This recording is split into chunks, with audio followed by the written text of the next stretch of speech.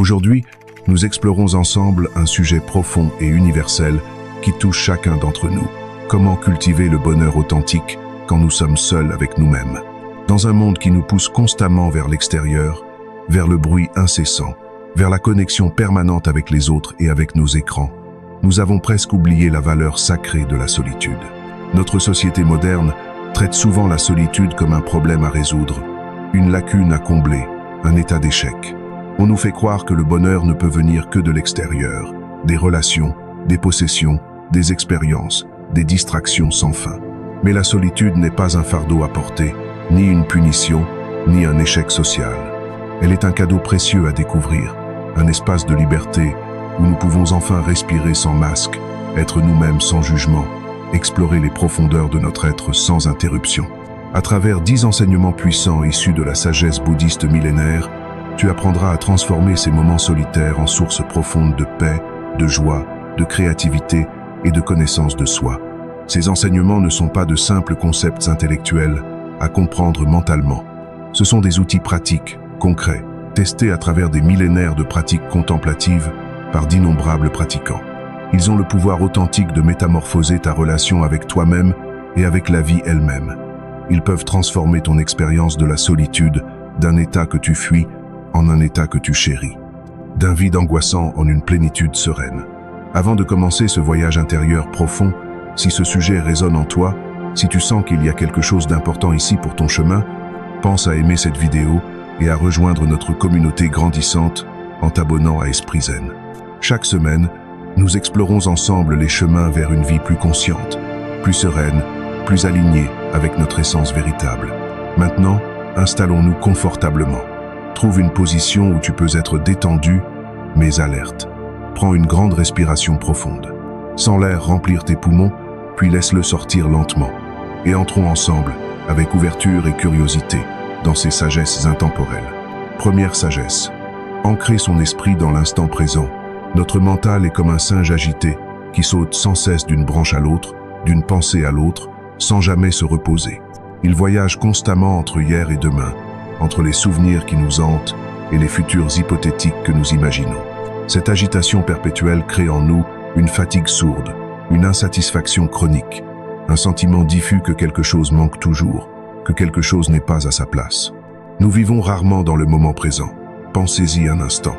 Combien de fois aujourd'hui as-tu été pleinement présent à ce que tu faisais? Ou étais-tu en train de manger en pensant à ton travail, de travailler en pensant à une conversation passée, de parler à quelqu'un en pensant déjà à ta prochaine tâche? Cette fragmentation de notre attention est devenue tellement normale que nous ne la remarquons même plus. Pourtant, elle nous épuise et nous prive de l'expérience directe de la vie. Nous passons à côté de notre propre existence, perdus dans des pensées sur l'existence. La tradition bouddhiste nous révèle une vérité essentielle, simple mais profondément révolutionnaire. La sérénité n'existe que dans le maintenant. Le passé n'est qu'une collection de pensées dans ta tête. Il n'a plus d'existence réelle en dehors de ta mémoire. Le futur n'est qu'une projection de ton imagination. Il n'existe pas encore. Et d'ailleurs, il n'existera jamais tel que tu l'imagines. Ce souffle que tu prends en ce moment précis, voilà quelque chose de réel. Cette sensation de ton corps qui touche la chaise ou le sol, c'est réel. Ce rayon de lumière qui traverse ta fenêtre, le bruit ambiant que tu entends, la température de l'air sur ta peau, voilà où réside la vraie vie. Tout le reste, absolument tout, n'est que construction mentale. Toute la sagesse bouddhiste repose sur cette compréhension fondamentale. L'instant présent est le seul moment où tu peux réellement vivre. C'est le seul moment où tu peux ressentir authentiquement, choisir consciemment, aimer profondément, créer véritablement, guérir. Tout le reste n'est qu'illusion mentale, aussi convaincante soit-elle. Quand tu ramènes doucement ton attention vers ce qui est présent ici et maintenant, quelque chose de magique et de libérateur se produit. L'anxiété du futur commence à perdre son pouvoir sur toi, car tu réalises avec clarté qu'elle parle d'événements qui n'existent pas encore, qui n'existeront peu, être jamais. Les regrets du passé s'apaisent naturellement, car tu comprends qu'ils concernent des moments qui ne sont plus, qui ne reviendront jamais. Dans cet instant, ici et maintenant, il n'y a généralement aucun problème réel. Pense à cela profondément. Peut être que ta vie dans son ensemble semble compliquée, pleine de défis, de responsabilités, de soucis. Mais dans ce souffle précis, dans cette seconde exacte où tu lis ces mots, y a-t-il réellement un problème? La plupart du temps, la réponse est non. Le problème est soit dans le passé, soit dans le futur imaginé. Dans le maintenant pur, tout est supportable. Cette découverte est profondément libératrice. Tu découvres alors que chaque instant ordinaire contient une plénitude insoupçonnée. Boire ton thé, un geste que tu as fait des milliers de fois, n'est plus un geste automatique accompli en pensant à autre chose. Cela devient une expérience sensorielle incroyablement riche quand tu y es pleinement présent. La chaleur de la tasse dans tes mains, peux-tu vraiment la sentir? L'arôme qui monte vers tes narines, peux-tu le percevoir dans toute sa subtilité? Le goût qui se déploie sur ta langue, combien de nuances peux-tu distinguer? La chaleur qui descend dans ta gorge, qui réchauffe ton estomac. Quand tu bois avec présence totale, une tasse de thé devient une expérience méditative profonde. Sentir l'air frais du matin sur ton visage cesse d'être banal. Cela devient un contact direct avec la vie elle-même, avec l'élément invisible qui te maintient en vie à chaque instant. L'air que tu respires a été produit par les arbres, a voyagé peu, être depuis l'autre bout de la planète, porte en lui l'histoire de la Terre. C'est extraordinaire quand tu y penses vraiment. Observer un arbre n'est plus un simple acte visuel passif. Tu peux sentir sa présence silencieuse et stable. Tu peux percevoir son enracinement profond dans la terre, sa connexion avec le ciel. Tu peux réaliser que cet arbre transforme le dioxyde de carbone en oxygène, qu'il abrite peu, être des centaines d'êtres vivants, qu'il a survécu à d'innombrables tempêtes. Dans cette observation présente, un arbre devient un miracle vivant. Ces gestes simples, que nous accomplissons des milliers de fois sans y prêter la moindre attention, deviennent des portails vers la paix quand nous les vivons avec présence totale. Chaque action ordinaire peut devenir extraordinaire quand nous y apportons la lumière de notre conscience. Marcher, respirer, écouter, voir, tout devient sacré dans la présence.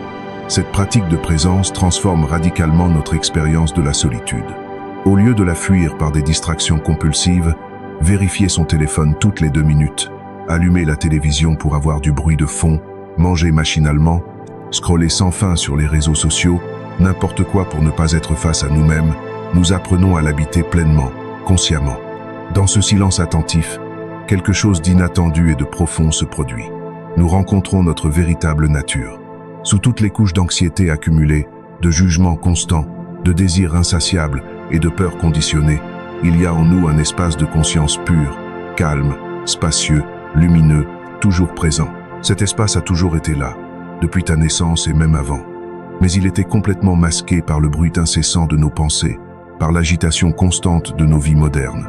C'est comme une source d'eau pure au fond d'un lac dont la surface est constamment agitée par des vagues. La source est toujours là, claire et fraîche, mais invisible à cause de l'agitation. Quand tu goûtes à cette présence pure, ne serait-ce qu'un instant fugace, tu comprends immédiatement et viscéralement pourquoi les sages bouddhistes parlent de l'instant présent comme d'un trésor inestimable. C'est dans ce maintenant éternel que se trouve absolument tout ce que tu cherches désespérément ailleurs. La paix que tu crois trouver dans le succès, la plénitude que tu crois trouver dans les possessions, le sentiment d'être vivant que tu crois trouver dans les expériences extrêmes. La beauté et la puissance de cette pratique, c'est qu'elle est accessible à tout moment, dans toutes les circonstances. Tu n'as besoin d'aucun équipement spécial, d'aucune condition particulière, d'aucun lieu sacré. Où que tu sois, dans ton salon, dans les transports, au travail, dans la nature, quoi que tu fasses, tu peux ramener ton attention à l'instant présent. Cette respiration est toujours là, fidèle compagne, t'attendant patiemment comme une ancre solide dans la tempête des pensées. Même dans les moments les plus chaotiques, ta respiration continue, calme et régulière. Elle ne juge jamais, ne se fatigue jamais de toi, ne t'abandonne jamais. Elle est là, instant après instant, respiration après respiration. Commence simplement, sans attentes irréalistes. Plusieurs fois par jour, même si ce n'est que pour 30 secondes, arrête-toi. Pose ce que tu es en train de faire. Ferme les yeux si tu le peux, et si c'est confortable pour toi, porte ton attention entière sur ta respiration. Sens l'air qui entre par tes narines, sens ta poitrine qui se soulève, ton ventre qui se gonfle, puis sens l'air qui ressort, le relâchement, la détente. Ne cherche pas à contrôler ou à modifier ta respiration de quelque manière que ce soit. Observe-la simplement telle qu'elle est, naturelle et spontanée. Ce simple geste, répété régulièrement, ramène ton esprit éparpillé vers le centre, vers le maintenant, vers la paix qui est toujours disponible sous l'agitation de surface. C'est comme un bouton de réinitialisation pour ton système nerveux, pour ton mental surchargé.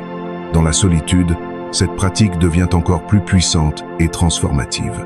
Sans les distractions sociales habituelles, sans avoir à maintenir une image sociale, sans conversation qui disperse ton attention, tu peux vraiment t'entraîner à être présent.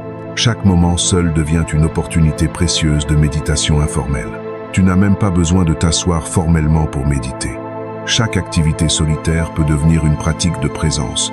Laver la vaisselle avec attention totale. Ranger ta maison en étant pleinement conscient de chaque geste. Préparer ton repas comme un acte sacré. Marcher seul en forêt en sentant vraiment chaque pas. Ces moments deviennent des opportunités de revenir à toi-même, de te reconnecter à cette dimension intemporelle de ton être qui existe au-delà du temps psychologique, au-delà de ton histoire personnelle, au-delà de tes soucis quotidiens. Et progressivement, avec la pratique régulière, tu découvres une vérité qui transforme tout. Le bonheur n'est pas quelque chose à poursuivre dans un futur hypothétique. Il n'est pas caché au bout d'un chemin long et difficile. Il est déjà là, disponible maintenant, dissimulé dans la simplicité miraculeuse de ce moment présent. La vie n'est pas ailleurs, dans un autre endroit que tu dois atteindre. Elle est ici, dans ce lieu exact où tu te trouves. Elle n'est pas plus tard, quand tu auras enfin réussi à obtenir ce que tu désires. Elle est maintenant, dans ce souffle, dans cette seconde qui ne reviendra jamais, unique et précieuse. Deuxième sagesse, cultiver un cœur profondément reconnaissant. La gratitude est sans doute l'un des outils les plus puissants et les plus accessibles de transformation intérieure que nous offre la sagesse bouddhiste millénaire. Elle est l'antidote direct et efficace à l'insatisfaction chronique qui ronge tant de vies modernes, qui empoisonne tant de cœurs.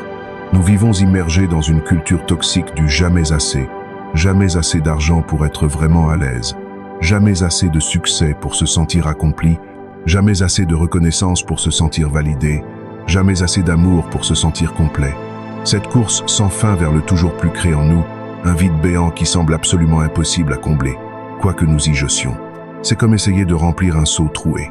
Peu importe la quantité d'eau que nous versons, le vide persiste. Nous acquérons, nous accomplissons, nous accumulons, mais le sentiment de manque demeure, inchangé.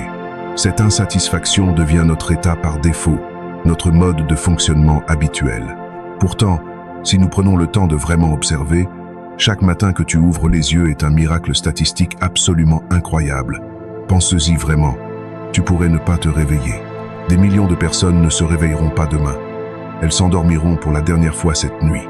Mais toi, contre toute probabilité, tu es là, vivant, conscient, capable de percevoir le monde dans toute sa richesse.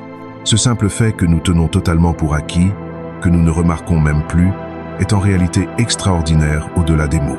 Le fait même que ta conscience existe, que tu peux penser, ressentir, choisir, aimer, c'est un mystère que la science ne comprend toujours pas vraiment.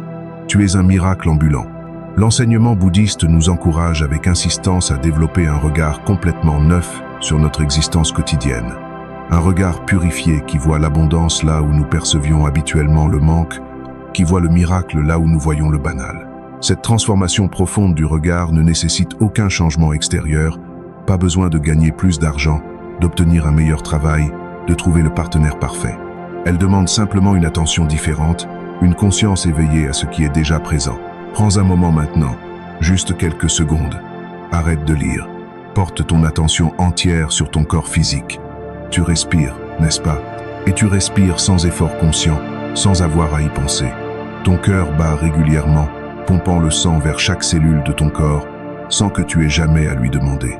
Ton corps régule automatiquement sa température pour la maintenir à 37 degrés, quelles que soient les conditions extérieures.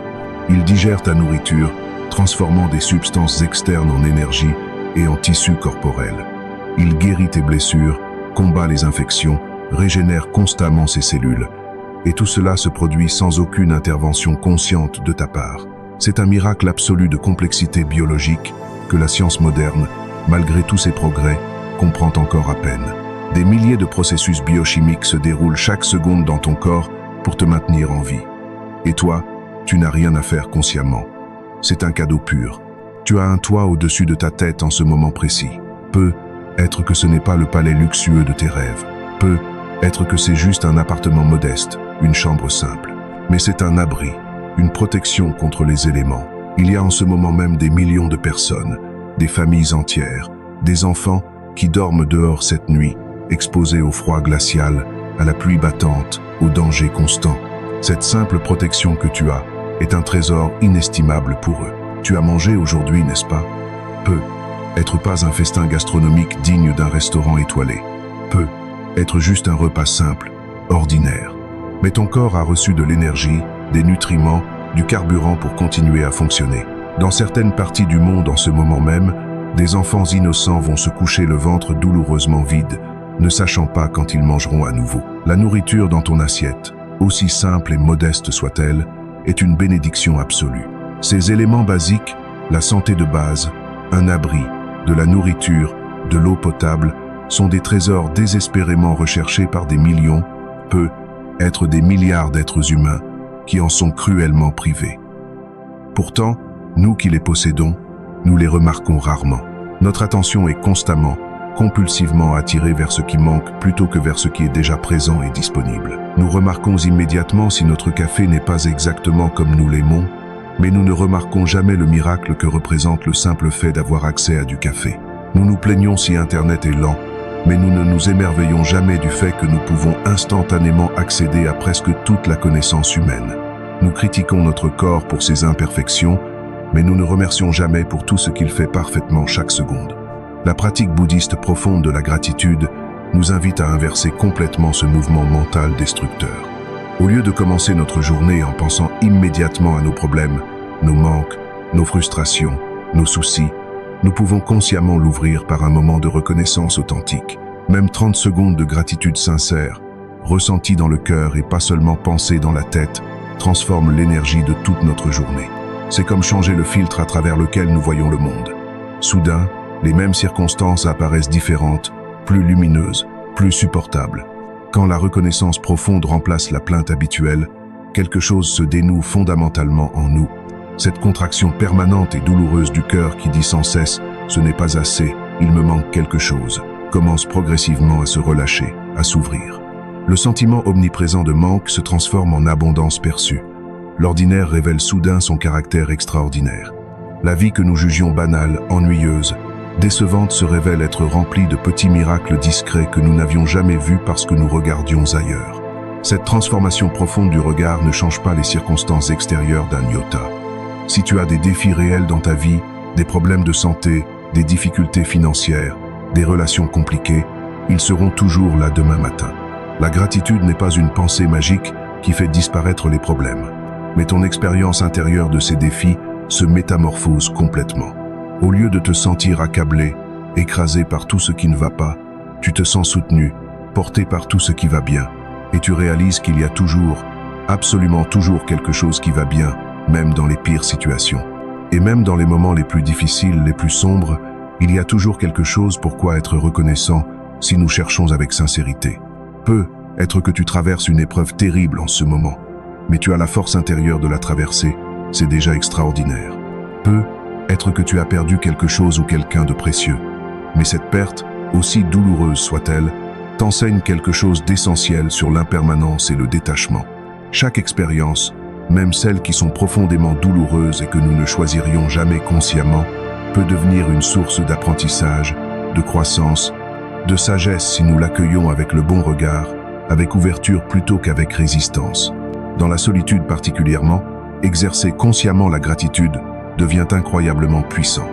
Seul avec toi-même, sans toutes les distractions sociales habituelles qui fragmentent ton attention, tu peux vraiment ressentir cette reconnaissance profonde dans ton corps, dans ton cœur, pas seulement dans ta tête. Ce n'est pas juste un concept intellectuel que tu comprends mentalement. C'est une sensation physique réelle, une chaleur qui se propage dans ta poitrine, une ouverture palpable du cœur, une détente profonde qui se répand dans tout ton corps. Ton visage peut même se détendre, tes épaules se relâcher. Tu réalises avec une clarté absolue que tu as déjà tout ce qu'il faut pour être en paix en ce moment précis. Tu n'as pas besoin d'attendre d'avoir plus d'argent, d'être dans une meilleure situation, d'avoir accompli tes objectifs. Tu n'as pas besoin d'attendre d'avoir changé, d'être meilleur, plus accompli.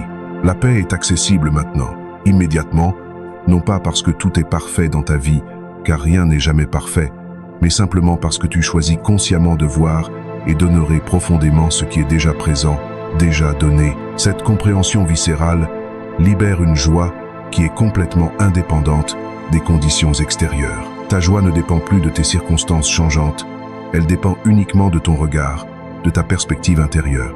Et ton regard, lui, est toujours sous ton contrôle, quelles que soient les circonstances. C'est ta liberté fondamentale, inaliénable, que personne ne peut jamais te retirer. Commence dès aujourd'hui une pratique simple mais puissante. Chaque soir, avant de t'endormir, dans le calme de ta chambre, identifie consciemment 3 choses spécifiques pour lesquelles tu es reconnaissant ce jour-là. 3 choses qui se sont passées aujourd'hui, pas des généralités. Elles peuvent être immenses ou minuscules, peut être un sourire inattendu d'un inconnu dans la rue qui a illuminé ton après-midi, une tasse de café chaude qui t'a réconforté un matin froid, un rayon de soleil qui a percé les nuages, un moment de calme imprévu dans ta journée agitée, la santé de tes proches que tu aimes, un message touchant d'un ami, un livre ou une vidéo qui t'a profondément touché, une chanson qui a résonné dans ton cœur. En faisant cela régulièrement, patiemment, sans attente de résultats immédiats, tu entraînes littéralement ton cerveau à chercher naturellement le positif plutôt que le négatif. Les neurosciences le confirmant, notre cerveau est plastique, malléable. Nous pouvons le recabler par la répétition. Progressivement, ton état d'esprit par défaut change fondamentalement. Au lieu d'être automatiquement orienté vers le problème, vers ce qui cloche, il devient spontanément orienté vers la reconnaissance, vers ce qui fonctionne. Cette simple pratique quotidienne a le pouvoir authentique de transformer complètement ton expérience de la vie. La gratitude est aussi contagieuse, transmissible. Quand tu vis dans cet état de reconnaissance profonde, les gens autour de toi le sentent subtilement, même sans que tu dises quoi que ce soit. Tu émets une énergie différente. Tu deviens une présence apaisante, positive, qui élève naturellement les autres, sans rien faire de spécial, sans effort conscient, juste par la qualité subtile de ton énergie, de ta vibration. Tu contribues à rendre le monde un tout petit peu plus lumineux, plus supportable. C'est un service silencieux mais réel que tu offres simplement par ton état d'être. Et dans tes moments de solitude profonde, la gratitude devient ton compagnon le plus fidèle, le plus constant. Elle remplit le silence potentiellement anxiogène d'une présence chaleureuse, vivante, vibrante. Elle transforme la solitude, qui pourrait être vécue comme vide et angoissante, en une plénitude vibrante, riche, satisfaisante. Tu n'es jamais vraiment seul, jamais vraiment isolé quand ton cœur déborde de reconnaissance pour le simple miracle inexplicable d'être vivant, d'exister, de faire partie de ce vaste univers mystérieux. Troisième sagesse, relâcher progressivement la soif de possession. L'attachement peut être la source la plus profonde, la plus insidieuse de toute souffrance humaine selon l'enseignement bouddhiste.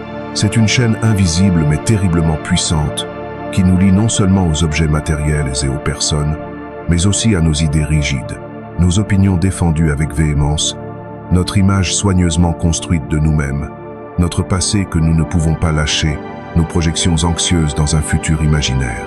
Nous nous agrippons désespérément aux personnes que nous aimons, croyant profondément que notre bonheur dépend entièrement de leur présence permanente dans nos vies. L'idée de leur perte nous terrifie au point parfois de nous empêcher de vraiment profiter de leur présence.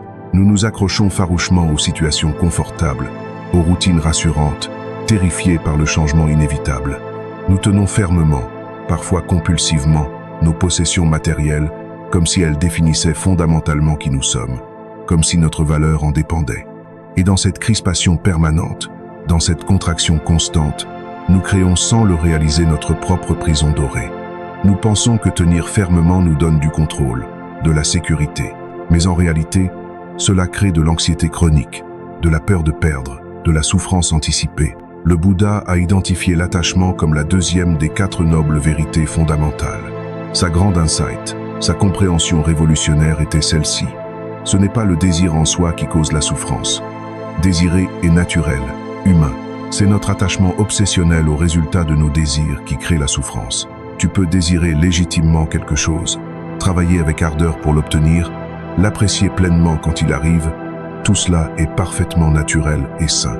La souffrance naît précisément au moment où tu t'accroches, où tu crois que ton bonheur fondamental en dépend, où tu refuses catégoriquement d'accepter que absolument tout est impermanent.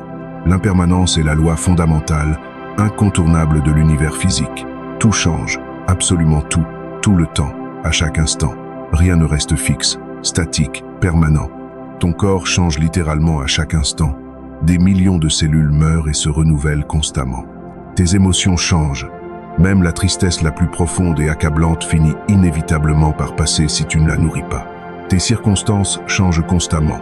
Les situations difficiles se transforment, évoluent, parfois s'améliorent, parfois s'aggravent. Les bonnes périodes évoluent aussi, se terminent, se transforment en autre chose. Pourtant, notre mental résiste farouchement, désespérément à cette vérité fondamentale de l'existence. Il veut que les choses agréables, les moments heureux restent éternellement identiques, figés dans le temps. Et il veut que les choses désagréables, les situations difficiles disparaissent immédiatement, instantanément.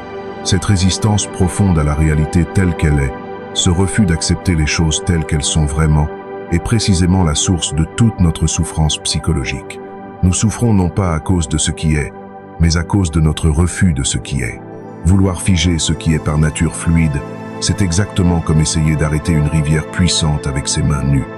Tu peux créer un barrage temporaire, retenir l'eau un instant, mais l'eau, par sa nature même, finira toujours par passer, par contourner, par briser l'obstacle. Et plus tu résistes avec force, plus la frustration est intense, dévastatrice quand le changement inévitable arrive finalement. Apprendre à apprécier profondément sans s'accrocher désespérément, aimer intensément sans chercher à posséder, profiter pleinement sans dépendre émotionnellement, voilà la voie exigeante mais libératrice vers la vraie liberté intérieure que nous enseigne le bouddhisme authentique. Cette voie subtile ne demande absolument pas de renoncer au plaisir de la vie ou aux relations significatives. Elle ne nous demande pas de devenir des ascètes austères vivant dans des grottes. Elle ne nous demande pas de devenir froid émotionnellement ou détaché au sens d'indifférent. Au contraire, paradoxalement, le véritable détachement bouddhiste permet en réalité un amour plus profond, plus pur, plus authentique. Quand tu aimes quelqu'un sans chercher à le posséder comme un objet, sans projeter compulsivement tes besoins non comblés sur lui, sans vouloir qu'il soit différent de ce qu'il est vraiment, c'est de l'amour authentique, inconditionnel. Cet amour libre ne craint pas la perte future car fondamentalement il ne possède rien, ne s'accroche à rien. Il honore simplement l'être tel qu'il est, dans toute son humanité imparfaite, aussi longtemps qu'il est présent dans notre vie, sans garantie de permanence. Cette sagesse profonde ne demande pas de renoncer aux relations humaines significatives qui donnent tant de richesse à nos vies. Elle invite simplement, avec douceur mais fermeté, à une relation beaucoup plus saine avec elle. Tu peux chérir profondément quelqu'un, l'aimer de tout ton cœur, tout en acceptant pleinement, sereinement que rien dans ce monde n'est éternel, que tout ce qui naît finira par mourir, que toute rencontre aboutira un jour à une séparation. Cette acceptation radicale de l'impermanence n'affaiblit pas l'amour. Elle le purifie complètement de la peur paralysante, du contrôle toxique, de la dépendance étouffante. L'attachement névrotique transforme insidieusement l'amour en souffrance. Quand nous aimons par attachement plutôt que par amour véritable, nous aimons par peur, peur viscérale d'être abandonné, peur déchirante de perdre, peur existentielle de ne plus exister sans l'autre. Cette peur sous-jacente empoisonne silencieusement la relation. Elle crée de la jalousie maladive, du contrôle manipulateur, des attentes irréalistes qui ne peuvent qu'aboutir à la déception. Mais quand nous aimons avec détachement conscient, ce que les bouddhistes appellent parfois l'amour inconditionnel ou la compassion universelle, nous aimons avec une liberté totale. Nous souhaitons sincèrement, profondément le bonheur authentique de l'autre, même si ce bonheur ne nous inclut pas personnellement. Cette forme rare d'amour est véritablement révolutionnaire dans notre culture moderne, obsédée par la possession et le contrôle. Le détachement sain ne signifie absolument pas l'indifférence froide. C'est une confusion tragiquement fréquente qui décourage beaucoup de gens de cette pratique. Le détachement ne veut pas dire ne plus rien ressentir, devenir comme une pierre. Tu peux être profondément, passionnément engagé dans ta vie, dans tes relations significatives, dans tes projets créatifs, tout en maintenant un espace intérieur précieux de non-attachement. Cet espace intérieur de liberté te permet de donner généreusement le meilleur de toi-même dans n'importe quelle situation sans être complètement détruit, anéanti si les choses ne se déroulent pas exactement comme tu l'avais prévu ou espéré. Tu restes intact au cœur de toi-même, peu importe ce qui se passe à l'extérieur. Cette sagesse profonde s'applique également, et peut être surtout, à notre relation souvent difficile avec nous-mêmes. Nous sommes profondément attachés à notre image, soigneusement construite, à notre identité psychologique, à nos rôles sociaux qui nous définissent. Je suis un parent. Je suis un professionnel dans tel domaine. Je suis quelqu'un de réussi et accompli. Ces identités deviennent nos prisons psychologiques. Quand ces identités rigides sont menacées ou remises en question, l'enfant grandit inévitablement et part construire sa propre vie. Le travail change ou disparaît, la réussite vacille ou s'écroule, nous nous effondrons complètement, perdus sans ces béquilles identitaires. Mais si tu comprends profondément, viscéralement que tu n'es fondamentalement aucune de ces étiquettes temporaires, aucun de ces rôles changeants, tu deviens véritablement libre. Les rôles peuvent changer radicalement, les situations peuvent évoluer dramatiquement, mais toi, cette conscience pure qui observe tranquillement tout cela, tu restes intact, inchangé, toujours présent. Cette compréhension libératrice n'est pas juste intellectuelle. Quand elle devient expérience directe, elle est profondément, viscéralement libératrice. Tu réalises que tu n'as jamais vraiment pu perdre quoi que ce soit de vraiment essentiel, parce que ton essence véritable n'est aucune de ces choses changeantes. Seul avec toi-même, dans le silence et la tranquillité de ta solitude, tu expérimentes directement cette libération profonde. Tu n'as besoin de rien ni personne pour être complet en cet instant précis. Tu n'es pas une moitié qui cherche désespérément son autre moitié. Tu es déjà entier, complet, suffisant. Tu peux sincèrement apprécier la présence enrichissante des autres quand ils sont là, dans ta vie. Mais tu ne t'effondres pas complètement. Tu ne perds pas ton centre quand ils partent inévitablement, que ce soit temporairement ou définitivement. Tu peux poursuivre tes objectifs et tes projets avec passion intense, avec engagement total, mais tu ne te définis pas rigidement par leur réussite éclatante ou leur échec cuisant. Tu restes toi-même, stable au centre, peu importe les résultats extérieurs. Cette complétude intérieure profonde devient ton refuge permanent, inébranlable. Elle n'est pas basée sur des conditions externes changeantes. Elle n'est pas quelque chose que tu as obtenu ou accompli. Elle est simplement là, toujours présente, stable comme le fond silencieux de l'océan qui reste calme et immobile, même quand la surface est violemment agitée par des vagues tumultueuses et des tempêtes déchaînées. Le détachement conscient te permet aussi de vivre beaucoup plus intensément, plus pleinement le moment présent. Quand tu n'es pas constamment obsédé par la peur paralysante de perdre ce que tu as, quand tu n'es pas rongé par l'anxiété anticipée de la perte, tu peux vraiment, profondément, en profiter maintenant, dans ce moment unique qui ne reviendra jamais. Chaque moment devient infiniment précieux précisément parce que tu sais intimement qu'il est éphémère, passager. C'est comme regarder un magnifique coucher de soleil. Sa beauté à couper le souffle vient en grande partie de sa brièveté, de son caractère unique et éphémère. Si le soleil restait éternellement suspendu exactement dans ce même état de splendeur flamboyante, nous cesserions complètement de le remarquer après un certain temps. Il deviendrait banal, ordinaire. C'est précisément parce qu'il change constamment, qu'il s'évanouit progressivement dans la nuit, que nous l'apprécions si pleinement, que nous nous arrêtons pour le contempler, que nous le photographions pour tenter d'en capturer un fragment. De même avec absolument tout dans la vie. Les moments précieux passés avec les êtres chers sont précieux justement parce qu'ils ne durent pas éternellement, parce qu'ils sont limités, comptés. L'attachement névrotique dit avec angoisse « Je ne veux surtout pas que cela se termine, je ne peux pas supporter que cela se termine » et ainsi empoisonne le moment présent avec l'anxiété dévorante de la perte future inévitable. Le détachement conscient dit avec sérénité « Ceci est magnifiquement beau maintenant, dans ce moment unique, et savoure pleinement, totalement, sans peur paralysante, sans crispation anxieuse. C'est apprécier la rose en pleine floraison sans s'angoisser du fait qu'elle fanera bientôt. Commence dès maintenant à observer attentivement tes attachements, sans te juger sévèrement.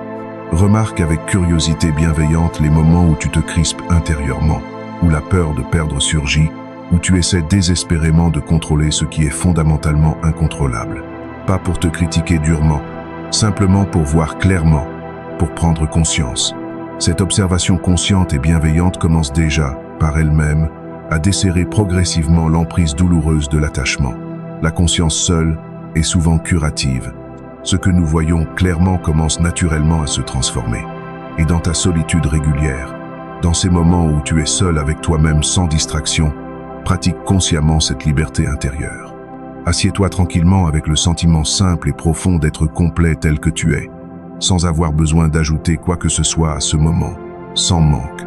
Tu n'as besoin ni de distraction pour fuir, ni de compagnie pour te compléter, ni de stimulation externe pour te sentir vivant. Juste toi, ta respiration naturelle, ta conscience silencieuse et spacieuse. Cette pratique simple mais profonde cultive progressivement un détachement authentique qui est en réalité la plus haute forme de liberté humaine. Quatrième sagesse, s'établir quotidiennement dans le silence méditatif. La méditation est le cœur battant, le noyau vivant de toute la pratique bouddhiste authentique depuis plus de 2500 ans.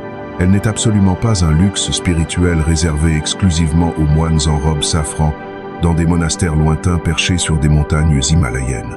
C'est un outil pratique, concret, accessible et incroyablement puissant que tu peux intégrer dans ta vie quotidienne dès aujourd'hui même, peu importe qui tu es, où tu vis, quelle est ta situation.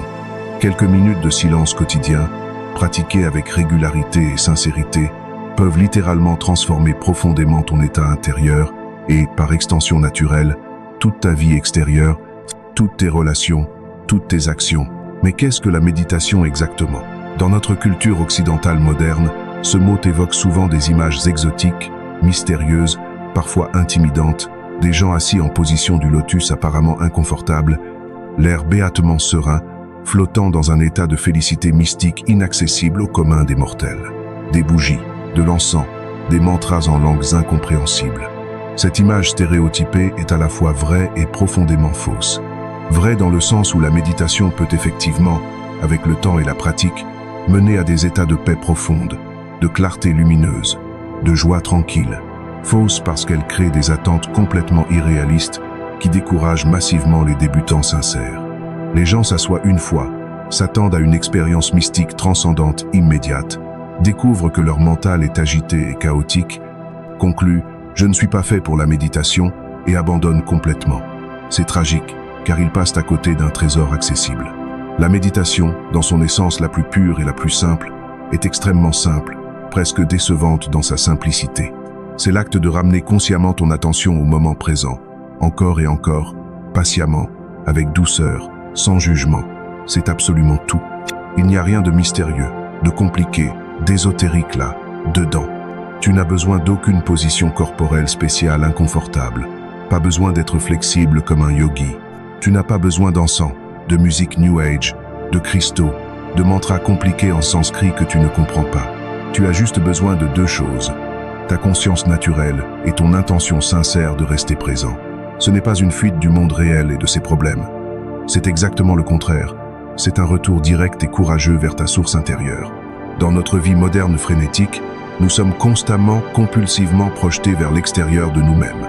Nos sens sont bombardés sans relâche de stimulation. Publicités criantes, notifications incessantes, informations anxiogènes, sollicitations constantes. Notre attention est fragmentée, éparpillée entre 1000 distractions simultanées. Nous faisons plusieurs choses à la fois, toujours. Nous vivons presque exclusivement dans nos têtes, complètement perdus dans des pensées incessantes sur le passé et le futur, rarement véritablement présents à ce qui se passe réellement maintenant. La méditation inverse radicalement ce mouvement destructeur. Elle nous ramène de l'extérieur agité vers l'intérieur silencieux, du bruit assourdissant vers le silence vivant, de la dispersion chaotique vers la concentration paisible. C'est un voyage de retour vers nous-mêmes, vers notre foyer intérieur, vers cette dimension profonde de notre être qui est toujours calme, toujours clair, toujours intact sous la surface constamment agitée de nos vies. S'asseoir en silence quelques minutes, suivre simplement le rythme naturel de ta respiration sans rien forcer, observer avec curiosité bienveillante et sans juger sévèrement ce qui traverse ton esprit, cette simplicité apparente, presque décevante, contient une puissance extraordinaire de transformation. Pourquoi? Parce que dans ce simple acte répété quotidiennement, tu t'extrais progressivement du mode automatique inconscient dans lequel nous vivons la vaste majorité du temps. Normalement, nous sommes complètement emportés par nos pensées comme des feuilles mortes dans un torrent. Une pensée surgit spontanément dans ton esprit et immédiatement, automatiquement, sans aucune conscience, nous la suivons aveuglément. Elle en entraîne une autre par association, puis une autre, et encore une autre. Et avant que nous réalisions ce qui s'est passé, nous sommes complètement perdus dans une cascade mentale interminable qui peut durer des heures entières. Nous croyons penser activement, consciemment, mais en réalité, la plupart du temps, nous sommes pensés passivement par nos pensées. Nous sommes leurs jouets, pas leurs maîtres. Elles nous contrôlent totalement sans que nous nous en rendions compte. La méditation régulière nous apprend progressivement à briser ce mécanisme automatique destructeur. Quand tu t'assois pour méditer avec intention et qu'une pensée apparaît inévitablement dans ton esprit, et elle apparaîtra, c'est absolument garanti, C'est la nature même du mental de produire des pensées. Au lieu de la suivre automatiquement comme tu le fais d'habitude, tu la remarques consciemment avec détachement. Ah, voilà une pensée qui passe. Intéressant. Puis tu ramènes doucement, patiemment ton attention à ta respiration, à cette encre toujours disponible dans l'instant présent. La pensée part d'elle-même, sans que tu aies besoin de lutter contre elle. Une autre pensée arrive inévitablement. Tu la remarques aussi. Encore une pensée. Tu reviens à la respiration. Ce processus apparemment simple mais répété des centaines de fois, des milliers de fois au fil des semaines et des mois de pratique régulière, crée progressivement, imperceptiblement un espace précieux de liberté entre toi et tes pensées. Un espace qui n'existait pas avant. Tu découvres avec émerveillement un espace de paix, de clarté qui existe toujours, même sous l'agitation mentale la plus intense. Tu réalises une vérité fondamentale absolument libératrice. Tu n'es pas tes pensées. Tu es la conscience spacieuse, lumineuse, qui observe tranquillement les pensées aller et venir.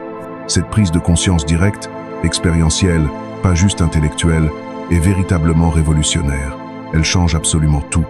Soudain, tu n'es plus prisonnier impuissant de chaque pensée qui traverse ton esprit comme un prisonnier dans une cellule. Les pensées anxieuses viennent toujours. C'est inévitable, c'est humain. Mais maintenant, tu n'es plus obligé de les croire aveuglément, de les prendre pour la vérité absolue. Les pensées tristes passent régulièrement, mais elles ne te définissent plus complètement. Elles ne deviennent plus ton identité. Tu as découvert un refuge intérieur stable qui ne peut être touché, perturbé par le contenu mental changeant. Imagine la différence profonde. Au lieu d'être violemment emporté, ballotté par chaque vague d'émotions intenses et chaque torrent de pensées, tu deviens l'océan profond, vaste qui accueille paisiblement les vagues sans être le moindrement troublé par elles. Les vagues peuvent être gigantesques à la surface, mais le fond océanique reste parfaitement calme, silencieux, immobile. Le bouddhisme enseigne avec insistance que la méditation n'est pas une évasion de la réalité comme certains le pensent à tort, mais exactement le contraire, c'est un retour courageux vers la réalité telle qu'elle est vraiment. Un retour vers la clarté non voilée, vers la simplicité essentielle, vers ce que nous sommes véritablement avant tous les mots, avant tous les concepts, avant tous les jugements conditionnés. Sous toutes les innombrables couches de conditionnement social, d'identité psychologique, de rôles sociaux que nous jouons constamment, il y a une conscience pure, simple, lumineuse. C'est notre nature véritable, notre essence. La méditation nous reconnecte directement à cette dimension essentielle, souvent complètement oubliée. Ce n'est absolument pas une pratique réservée aux moines, aux spirituels, aux gens spéciaux. Elle est accessible à tous sans exception. Peu importe ton âge, ta condition physique, tes croyances religieuses ou philosophiques, ton niveau d'éducation, ta situation sociale. Tu n'as même pas besoin de croire en quoi que ce soit de particulier pour que la méditation fonctionne et transforme ta vie. Ce n'est pas une question de foi ou de croyance. C'est une technologie pratique de l'esprit qui marche par elle-même, aussi mécaniquement que l'exercice physique régulier renforce le corps sans que tu aies besoin de croire en une théorie particulière de la physiologie. Quelques respirations pleinement conscientes peuvent suffire pour ramener la lumière apaisante dans un esprit fatigué, surchargé, épuisé. Tu peux méditer assis confortablement sur une chaise ordinaire. Pas besoin de position du lotus. Tu peux méditer allongé sur ton lit si c'est plus confortable. Tu peux méditer debout dans une file d'attente ennuyeuse, transformant ce temps perdu en pratique spirituelle. Tu peux méditer en marchant lentement dans un parc, en ressentant chaque pas. Partout où tu peux ramener consciemment ton attention au moment présent est instantanément un lieu de méditation. Le lieu importe peu, l'attitude intérieure est tout. Dans la méditation authentique, il n'y a absolument rien à atteindre, aucun objectif à accomplir.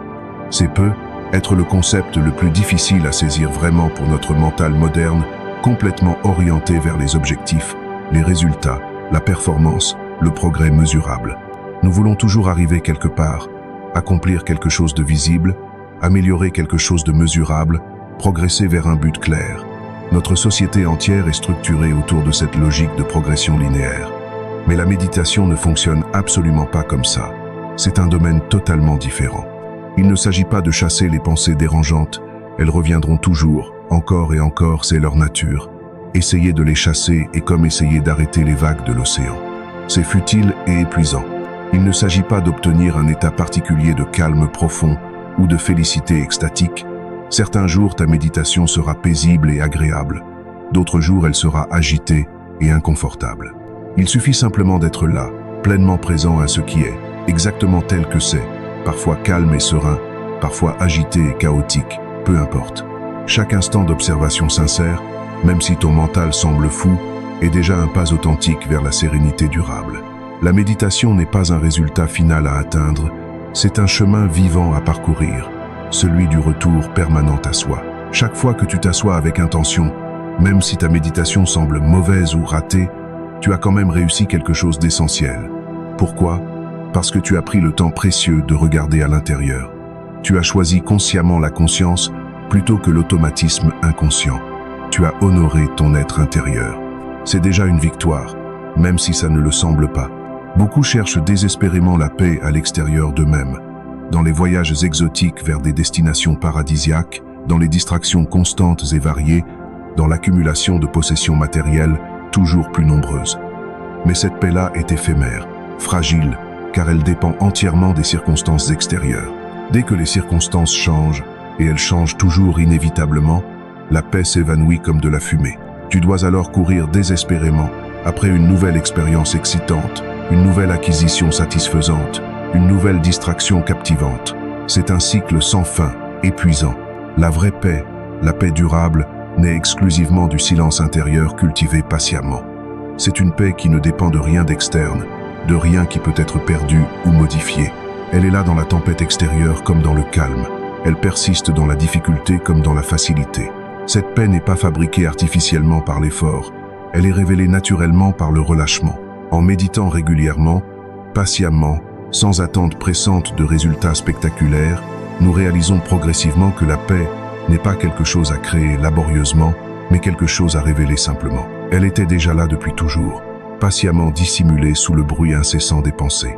Comme la clarté naturelle de l'eau apparaît spontanément quand on cesse de la remuer violemment, la paix naturelle de l'esprit se révèle d'elle-même quand on cesse de l'agiter constamment avec des pensées compulsives. La régularité absolue est infiniment plus importante que la durée impressionnante. C'est une erreur tragiquement commune de penser « si je ne peux pas méditer 30 minutes ou 1 heure, ça ne vaut même pas la peine d'essayer ». C'est complètement faux et contre-productif. Méditer seulement 3 minutes chaque jour, sans exception, vaut infiniment mieux qu'une session marathon de 2 heures une fois par mois quand l'envie te prend. Pourquoi? Parce que c'est la régularité quotidienne, la constance qui transforme profondément. Chaque jour où tu t'assois, même très brièvement, tu renforces puissamment l'habitude neuronale de revenir à toi-même. Tu crées un rendez-vous sacré quotidien avec ton être intérieur. Ce rendez-vous fidèle devient une ancre solide dans la tempête chaotique de ta vie. Ce rendez-vous quotidien avec soi-même, aussi bref soit-il, devient progressivement une ancre de stabilité dans la tempête. Même les jours les plus agités, les plus stressants, les plus surchargés, s'asseoir quelques instants pour respirer consciemment, pleinement permet de retrouver instantanément le centre intérieur, ce point d'équilibre d'où tout devient soudainement gérable. La constance patiente transforme le silence méditatif en habitude naturelle du cœur. Après quelques mois de pratique régulière, tu remarqueras que tu n'as même plus besoin de t'efforcer. Le corps et l'esprit reconnaissent ce moment et s'y installent naturellement. Dans la tradition bouddhiste millénaire, on dit que la méditation est exactement comme creuser patiemment un puits pour atteindre l'eau souterraine. Si tu creuses superficiellement à 10 endroits différents, en changeant constamment de place, tu n'atteindras jamais l'eau profonde, peu importe tes efforts. Mais si tu creuses régulièrement, patiemment au même endroit exact, même un peu chaque jour, même si les progrès semblent invisibles pendant longtemps, tu finiras inévitablement par atteindre la source. Cette source de paix intérieure est là, en toi, attendant patiemment d'être découverte. Elle n'est jamais partie. Tu as juste besoin de creuser assez profond. La méditation nous apprend aussi progressivement à accueillir avec bienveillance toutes nos émotions, même les plus difficiles, les plus dérangeantes.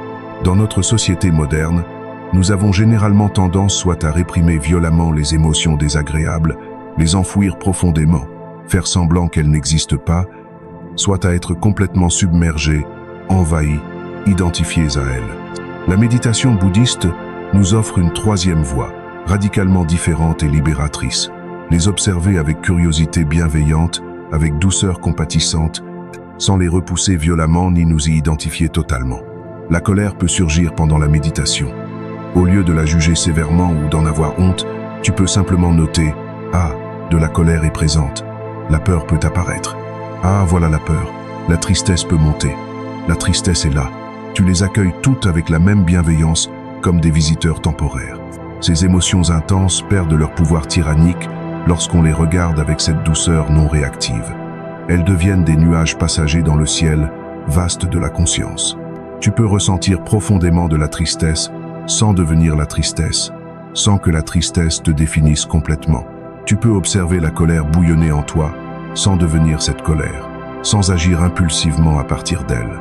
Cette distinction subtile mais cruciale change absolument tout dans ta vie. Rien ne dure éternellement, tout passe inévitablement. Et cette compréhension profonde de l'impermanence apaise immensément. Quand une émotion difficile surgit pendant la méditation ou dans la vie, au lieu de paniquer ou de te contracter, tu peux simplement te rappeler avec douceur, ceci aussi passera, comme tout passe. Et effectivement, si tu restes présent sans résister farouchement, sans alimenter l'émotion par des pensées dramatiques, l'émotion traverse naturellement ton espace mental comme un nuage traverse le ciel sans laisser de traces, puis s'évanouit progressivement. Le ciel lui-même reste inchangé, vaste, clair, tranquille. Avec le temps et la pratique régulière, la méditation clarifie non seulement le mental encombré, mais transforme aussi naturellement toutes nos actions extérieures. Un esprit calme, clair prend automatiquement de meilleures décisions, plus sages, plus alignés avec nos valeurs profondes. Les mots que tu prononces deviennent naturellement plus justes, plus mesurés, moins blessants. Les gestes deviennent plus intentionnels, plus simples, moins compulsifs. Les relations deviennent progressivement plus paisibles, plus authentiques, moins conflictuelles. L'extérieur se transforme naturellement, organiquement, lorsque l'intérieur s'apaise profondément. Tu remarques que tu réagis beaucoup moins impulsivement aux provocations. Un collègue dit quelque chose qui normalement te mettrait instantanément en colère. Mais maintenant, il y a un espace précieux entre son commentaire et ta réponse. Dans cet espace de liberté, tu peux choisir consciemment comment répondre plutôt que de réagir automatiquement, mécaniquement. Méditer régulièrement, c'est donc aussi offrir indirectement la paix au monde autour de soi. Chaque personne qui trouve authentiquement la paix intérieure contribue mystérieusement à la paix collective. Ton calme intérieur influence subtilement, imperceptiblement tous ceux que tu rencontres, même les inconnus dans la rue. Comme une pierre jetée dans un lac immobile crée des ondes concentriques qui s'étendent progressivement sur toute la surface, ta paix intérieure rayonne naturellement, silencieusement, créant des ondes invisibles de paix autour de toi. Dans la solitude particulièrement, cette pratique méditative devient encore plus puissante et profonde. Sans toutes les distractions sociales habituelles, sans avoir à maintenir constamment un rôle social, tu peux vraiment, authentiquement t'entraîner à être présent. Chaque moment seul devient une opportunité précieuse de méditation informelle. Tu n'as même pas besoin de t'asseoir formellement dans une posture de méditation. Chaque respiration pleinement consciente est une méditation. Chaque action faite avec présence totale est une méditation. Commence dès aujourd'hui, dès maintenant. Ne reporte pas à demain. Trouve juste 5 minutes dans ta journée, juste 5 petites minutes. Assieds-toi confortablement dans un endroit relativement calme. Ferme les yeux si tu es à l'aise avec cela, ou garde-les mi-clos, regard posé vers le sol. Porte ton attention entière sur ta respiration naturelle. Sens-la entrer par tes narines, descendre dans ta poitrine. Sens-la sortir, l'air légèrement plus chaud. Quand ton esprit s'égare inévitablement, et il s'égarera 100 fois, c'est absolument normal. C'est la nature même du mental. Ramène-le gentiment, patiemment à la respiration, encore et encore. Sans jugement dur, avec douceur infinie. C'est tout. Tu viens de méditer. Et si tu fais cela chaque jour, même très brièvement, avec sincérité et régularité, tu verras ta vie entière se transformer mystérieusement de l'intérieur. La paix que tu cherches désespérément partout ailleurs se révélera être là depuis toujours, dans ce silence simple, dans ce souffle ordinaire, accessible à absolument tout moment. 5e sagesse, s'aimer soi-même avec bienveillance profonde. Tant de personnes dans notre monde traitent naturellement les autres avec gentillesse, compassion et compréhension, mais se parlent à elles-mêmes avec une dureté terrible, une sévérité impitoyable qu'elles n'oseraient jamais infliger à leur pire ennemi. Nous sommes notre critique le plus féroce, notre juge le plus implacable. Nous nous pardonnons rarement nos erreurs alors que nous pardonnons facilement celles des autres. Nous remarquons immédiatement chacun de nos défauts avec une acuité cruelle mais minimisons régulièrement nos qualités, et nos réussites. Cette relation toxique avec nous-mêmes empoisonne absolument tout le reste de notre vie. Comment pourrions-nous être véritablement en paix si nous sommes constamment en guerre avec nous-mêmes? Comment pourrions-nous aimer authentiquement les autres si nous ne nous aimons pas nous-mêmes?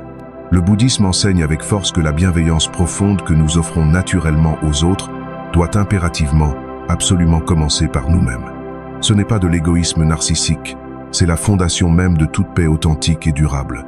Trop souvent, nous faisons naturellement preuve de douceur, de patience envers le monde extérieur, mais de sévérité brutale, d'exigence impossible envers notre propre cœur fatigué. Pourtant, sans un minimum d'amour de soi, aucune paix durable n'est réellement possible. C'est comme essayer de construire une maison solide sur des fondations pourries. Se traiter soi-même avec compassion authentique, c'est d'abord reconnaître pleinement notre humanité commune avec tous les autres êtres, reconnaître nos limites naturelles sans en avoir honte, reconnaître nos besoins légitimes sans culpabilité, les accueillir avec tendresse plutôt qu'avec jugement impitoyable. L'amour de soi véritable n'est absolument pas de l'égoïsme toxique ou du narcissisme superficiel, c'est l'équilibre sain. Ce n'est pas se mettre arrogamment au centre de l'univers en ignorant les autres, mais simplement comprendre avec lucidité que nous ne pouvons pas donner généreusement ce que nous n'avons pas d'abord nous-mêmes. Un esprit constamment épuisé, vidé, ne peut pas offrir authentiquement la paix aux autres. Un cœur émotionnellement vide ne peut pas partager sincèrement l'amour. Prendre soin de soi n'est pas un acte égoïste. C'est préserver intelligemment la clarté intérieure pour pouvoir rayonner généreusement vers les autres sans se perdre complètement soi-même. C'est un acte d'harmonie universelle, non de repli narcissique. La compassion véritable envers soi-même commence par l'écoute attentive, patiente. Écouter vraiment son corps sans l'ignorer constamment, ses émotions véritables sans les réprimer automatiquement, ses besoins profonds sans les minimiser systématiquement. Parfois, nous avançons comme des robots dans la vie moderne, en ignorant complètement la fatigue croissante, en niant obstinément la douleur qui s'accumule, en exigeant toujours plus de nous-mêmes, sans jamais nous accorder la moindre pause. Mais la sagesse bouddhiste nous rappelle avec fermeté que le corps est un temple sacré qui mérite respect et soin, et l'esprit un jardin délicat qui a besoin d'attention. Si nous les négligeons constamment, ils se fanent inévitablement, se détériorent, tombent malades. La bienveillance commence par le repos accordé sans culpabilité, par un souffle conscient pris sans se presser, par un simple « je m'accorde le droit fondamental d'être humain, imparfait, limité ». Se traiter avec compassion authentique, c'est aussi accepter pleinement, sereinement ces erreurs inévitables. Nous passons tant de temps précieux à nous juger sévèrement pour le passé, à nous blâmer impitoyablement pour ce que nous aurions dû faire différemment avec le recul. Mais chaque erreur est en réalité une leçon précieuse offerte par la vie, chaque chute une étape nécessaire du chemin de croissance. Le bouddhisme enseigne que la souffrance psychologique diminue naturellement lorsqu'on cesse de s'identifier rigidement à ses fautes. Nous ne sommes pas nos erreurs passées, mais des êtres vivants, évolutifs, qui apprennent constamment à travers elles. Cette distinction subtile mais cruciale change tout. À suivre avec les sections 6 à 10. La méditation sur la compassion, appelée metta ou amour bienveillant dans la tradition bouddhiste, invite à se répéter intérieurement des phrases simples mais puissantes, que je sois en paix, que je sois libre de toute souffrance, que je sois empli de bonté envers moi-même. Ces mots apparemment simples, répétés régulièrement avec sincérité, apaisent profondément le mental critique et guérissent progressivement le cœur blessé. Plus nous cultivons patiemment cette bienveillance envers nous-mêmes, plus elle s'étend naturellement, organiquement à tous ceux qui nous entourent. Le monde extérieur devient graduellement le reflet fidèle de notre monde intérieur transformé. Prendre soin de soi authentiquement, c'est aussi savoir dire non fermement, clairement. Dire non à ceux qui épuisent constamment sans jamais donner en retour, à ceux qui blessent répétitivement sans remords, à ceux qui nous éloignent systématiquement de notre vérité intérieure. Ce non protecteur n'est absolument pas un acte de froideur insensible ou de rejet, mais un acte profond de respect de soi. Le bouddhisme enseigne que la compassion véritable inclut nécessairement la sagesse discernante. Aimer sans se sacrifier compulsivement, aider généreusement sans se perdre complètement, donner sans se vider totalement, voilà l'équilibre délicat. Le respect de soi est une forme de sagesse silencieuse mais essentielle. Le regard que nous portons sur nous-mêmes détermine fondamentalement la qualité de notre vie entière. Si nous nous jugeons sans cesse durement, impitoyablement, notre cœur se referme progressivement, se durcit, se protège. Si nous nous parlons intérieurement avec douceur, avec compréhension, il s'ouvre naturellement, se détend, respire. Parler à soi-même avec bienveillance authentique, c'est cultiver consciemment un dialogue intérieur apaisé, constructif. Nous devenons progressivement notre propre ami fidèle, celui qui soutient inconditionnellement plutôt que celui qui condamne impitoyablement. Notre voix intérieure cesse d'être notre bourreau pour devenir notre allié bienveillant. La compassion personnelle profonde n'exige jamais la perfection impossible. Elle demande simplement l'honnêteté courageuse et la tendresse inconditionnelle. C'est accepter pleinement d'être un être humain en chemin, en évolution, parfois fort et capable, parfois vulnérable et fragile. Les deux sont également valables, également humains. Ce regard doux, compréhensif envers soi-même dissout progressivement la honte toxique et la culpabilité paralysante qui empoisonnent tant d'esprits. Dans cette acceptation radicale de soi, nous découvrons une paix que rien d'extérieur ne peut vraiment troubler ou détruire. Une paix qui vient de l'intérieur et y demeure. Prendre soin de soi holistiquement, c'est nourrir harmonieusement le corps, l'esprit et l'âme. C'est respirer consciemment plusieurs fois par jour, se reposer profondément quand le corps le réclame légitimement, méditer régulièrement pour calmer l'esprit agité, et s'entourer intentionnellement de ce qui élève authentiquement le cœur. Ce n'est absolument pas un luxe superflu réservé aux privilégiés, c'est une responsabilité spirituelle fondamentale. Celui qui se respecte profondément devient naturellement un être stable, équilibré, bienveillant, capable de transmettre authentiquement la paix autour de lui sans s'épuiser. Le bouddhisme rappelle constamment que la compassion est une énergie vivante, circulante. Elle circule naturellement de soi vers les autres, puis revient vers soi comme une vague douce, rythmique. En s'aimant sincèrement, on apprend naturellement à aimer mieux, plus sainement les autres. En se pardonnant courageusement, on comprend profondément la difficulté d'être humain et on devient plus compréhensif envers les autres. En se respectant fermement, on inspire naturellement, silencieusement la paix autour de soi.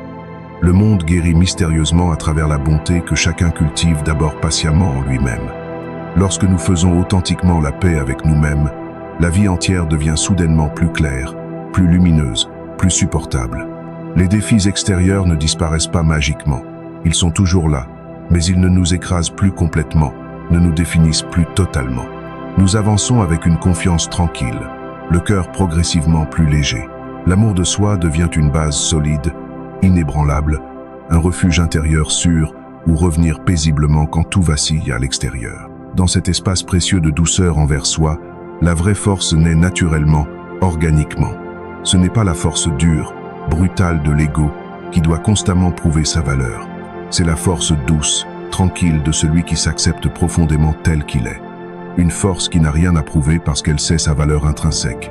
Et un jour, être après des mois ou des années de pratique patiente, nous réalisons avec émerveillement que prendre soin de soi avec compassion authentique, c'est aussi prendre soin mystérieusement du monde entier. Chaque être en paix avec lui-même contribue silencieusement à la paix collective universelle. Le cœur équilibré, en harmonie avec lui-même, devient naturellement un phare silencieux mais lumineux dans la tempête, rappelant doucement à tous ceux qui le rencontrent que la vraie force profonde ne vient jamais de la dureté impitoyable, mais toujours de la tendresse inconditionnelle envers soi-même et envers toute forme de vie. Sixième sagesse, embrasser la simplicité radicale. La simplicité est une voie directe, puissante vers la liberté intérieure authentique. Dans le bouddhisme ancien, elle n'est absolument pas synonyme de pauvreté austère ou de privation douloureuse, mais d'harmonie profonde avec l'essentiel. Simplifier radicalement sa vie, c'est choisir consciemment de se libérer du poids inutile, objets encombrants, pensées répétitives, relations toxiques, habitudes destructrices, pour retrouver l'essentiel pur. Quand on cesse d'accumuler compulsivement, on redécouvre l'espace libérateur, la légèreté revigorante et la clarté lumineuse. Le cœur s'apaise naturellement, l'esprit respire profondément et la paix reprend naturellement sa place centrale. Nous vivons immergés dans un monde moderne qui valorise obsessivement le plus d'achats inutiles, plus d'activités frénétiques, plus d'ambitions démesurées. Mais ce plus constant finit souvent par nous éloigner profondément de nous-mêmes, par nous fragmenter. Le bouddhisme enseigne avec sagesse que l'abondance véritable ne vient jamais de ce que nous possédons matériellement, mais de ce dont nous n'avons finalement plus besoin pour être en paix. Renoncer consciemment au superflu, c'est créer intentionnellement de la place précieuse pour la paix intérieure. Simplifier sa vie consciemment, c'est apprendre progressivement à reconnaître avec discernement ce qui nourrit vraiment l'âme profondément. Certaines choses nous épuisent subtilement sans que nous nous en rendions compte immédiatement. Des conversations vides et répétitives, des obligations sociales sans sens réel, des désirs artificiels qui ne nous appartiennent même pas vraiment, mais nous sont imposés par la publicité et la pression sociale. En observant attentivement ces poids invisibles, nous pouvons choisir consciemment de les déposer progressivement. Chaque renoncement conscient et intentionnel devient un pas libérateur vers la sérénité durable. Le désordre extérieur reflète souvent fidèlement le désordre intérieur accumulé. Ranger méthodiquement, trier avec discernement, alléger intentionnellement ne concerne pas seulement les objets matériels, mais profondément aussi les pensées obsessives et les émotions stagnantes. Quand nous simplifions consciemment notre environnement physique, notre esprit s'éclaircit mystérieusement. Un espace vide n'est jamais un manque angoissant. C'est une invitation ouverte à la paix silencieuse. Dans ce silence spatial, le cœur retrouve spontanément sa sagesse naturelle enfouie. La simplicité, c'est aussi ralentir intentionnellement. Dans un monde pressé, frénétique, prendre consciemment le temps devient un acte de résistance douce mais ferme. Marcher lentement en sentant vraiment chaque pas, manger en conscience en savourant chaque bouchée, respirer profondément sans se presser, ces gestes apparemment simples ramènent puissamment à la présence authentique. Ce n'est jamais la quantité d'expériences accumulées qui rend la vie vraiment belle et satisfaisante, mais la qualité profonde de la conscience avec laquelle on les vit pleinement. Le bouddhisme nous apprend que le désir incessant, jamais satisfait, est la racine profonde de l'agitation chronique. Tant que nous voulons toujours plus d'argent, plus de succès, plus de reconnaissance, plus d'expérience, nous restons perpétuellement insatisfaits, courant sans fin vers un horizon qui recule constamment. La simplicité consciente n'éteint pas la joie vivante, elle la purifie profondément. Elle transforme radicalement le besoin anxieux en gratitude sereine, l'attente impatiente en appréciation immédiate. Celui qui se contente joyeusement de peu découvre avec émerveillement que chaque chose devient infiniment précieuse. Simplifier, c'est aussi purifier consciemment les relations humaines. Choisir intentionnellement la sincérité authentique plutôt que le paraître superficiel, la profondeur véritable plutôt que la quantité impressionnante. Nous n'avons pas réellement besoin de centaines de contacts superficiels autour de nous, mais de quelques cœurs vrais qui nous connaissent vraiment. En nous entourant intentionnellement de ce qui est authentique et nourrissant, nous retrouvons une paix profonde que la superficialité ne pourra jamais offrir. La simplicité consciente n'est jamais un retrait craintif du monde réel. C'est une manière plus claire, plus consciente d'y être pleinement présent. Elle nous permet de voir avec clarté ce qui compte réellement, la santé précieuse, l'amour authentique, la nature généreuse, la présence consciente. En réduisant intentionnellement le bruit extérieur, nous entendons enfin mieux la voix subtile de la vie elle-même. Dans ce dépouillement volontaire, tout devient soudainement plus lumineux, plus pur, plus essentiel. Le bouddhisme invite à pratiquer la simplicité aussi dans la pensée elle-même. Observer sans juger constamment, écouter sans interpréter immédiatement, parler avec mesure réfléchie. Les mots inutiles encombrent autant que les objets superflus. Le silence intérieur, lui, clarifie naturellement. Il est vaste, libre de l'agitation perpétuelle du mental. Simplifier sa vie profondément, c'est faire confiance à la vie elle-même. C'est croire fermement que nous avons déjà tout ce qu'il faut pour être heureux maintenant. L'accumulation compulsive vient toujours de la peur profonde du manque. La simplicité, elle, vient de la confiance sereine. Quand cette confiance grandit progressivement, le cœur devient naturellement léger, détaché, ouvert. Avec le temps et la pratique, la simplicité devient une forme de beauté pure. Elle ne cherche jamais à briller artificiellement, mais simplement à être vraie. Elle se manifeste naturellement dans les gestes calmes, les mots justes, les pensées claires. Le visage authentique de la simplicité est celui de la paix elle-même. Rien de trop encombrant, rien de moins que nécessaire. Juste l'essentiel pur, parfaitement équilibré. Et lorsque nous vivons dans cette clarté lumineuse, nous comprenons profondément que la simplicité est une prière silencieuse. C'est l'art délicat de dire à la vie « Je me suffis pleinement de ce qui est ». Dans cette acceptation totale et sereine, le cœur cesse de désirer compulsivement, l'esprit cesse de courir frénétiquement. Ce qui reste, c'est la paix pure, stable, naturelle. La simplicité devient alors la porte la plus directe, la plus accessible vers la liberté intérieure absolue. Septième sagesse. Découvrir la joie dans les activités solitaires. Apprendre à être véritablement heureux seul avec soi-même est une véritable forme de sagesse précieuse. Le bouddhisme enseigne que la solitude n'est jamais un vide angoissant à combler désespérément, mais un espace sacré à habiter pleinement. Lorsque nous cessons de craindre pathologiquement d'être seuls, nous découvrons avec émerveillement que cet espace silencieux contient déjà tout ce dont nous avons réellement besoin. Lire profondément, marcher paisiblement, méditer silencieusement, contempler la nature attentivement.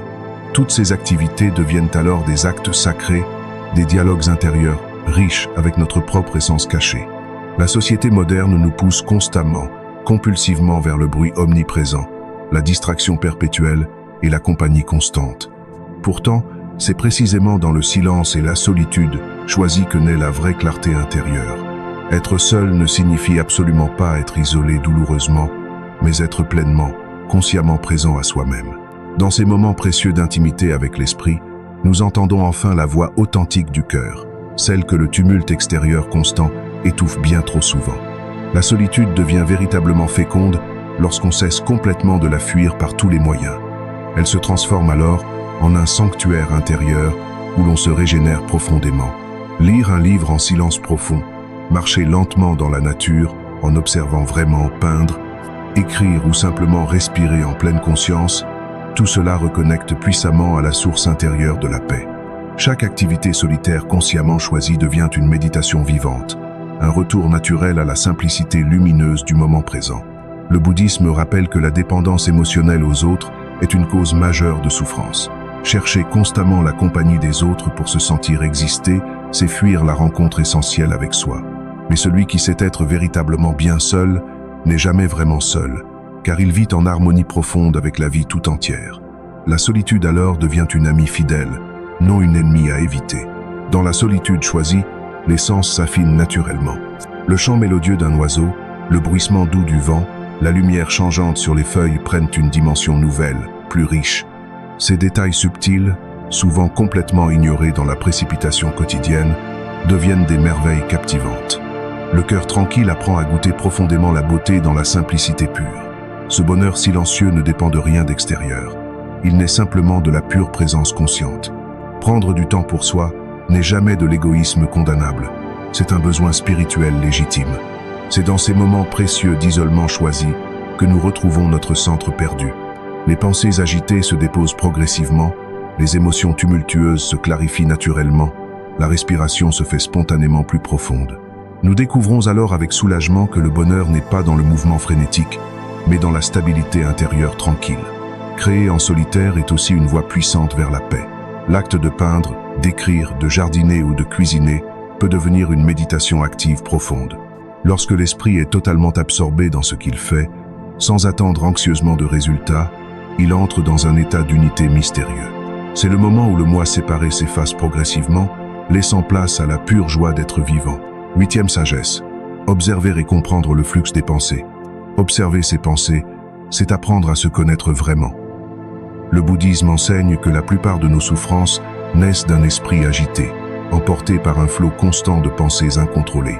Nous croyons être nos pensées, mais elles ne sont que des phénomènes passagers comme des nuages dans le ciel.